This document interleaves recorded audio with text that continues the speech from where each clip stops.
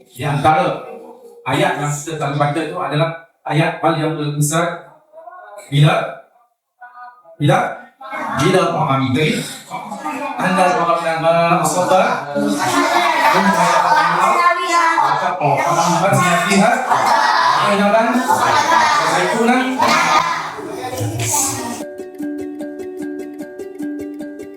jadi Allah SWT suruh kita melihat makanan yang kita makan. Apa makanan yang selalu kita makan siang ini? Nasi. Sarapan, makan tengah hari, makan malam. Dan selama ini kita pun tak pernah tengok bagaimana proses yang kita datang dari kuat adalah nasi. Beras tu sebelum jadi beras, apa jadi? Kita nak tengok. Sebelum jadi padi, jadi apa? Pokoknya sampai jadi emas.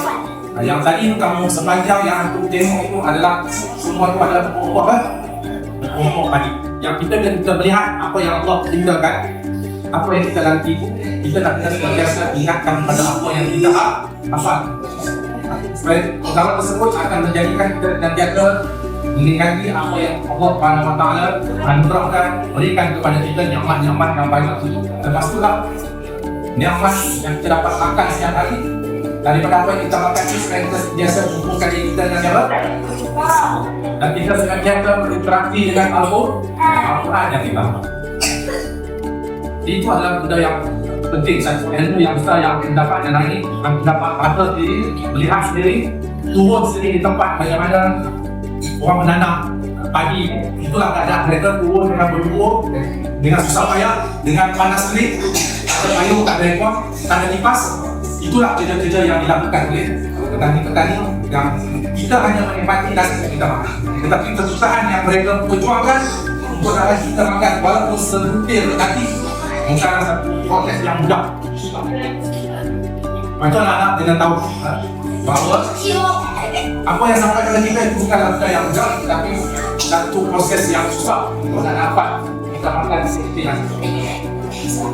Kita ini mau kita datang boleh angkat-angkat ikan, sono, panas kita berjalan.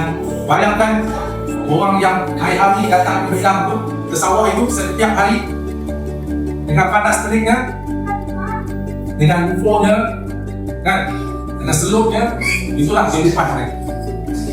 Sebab itulah apa yang kita belajar dari yang ketiga untuk anak-anak supaya berada sebagai nasi kita buang, nasi-nasi yang kita makan kita buang dalam sampah itu. Sebenarnya adalah nak mendidik supaya kita tidak agak apa yang Allah SWT berikan kepada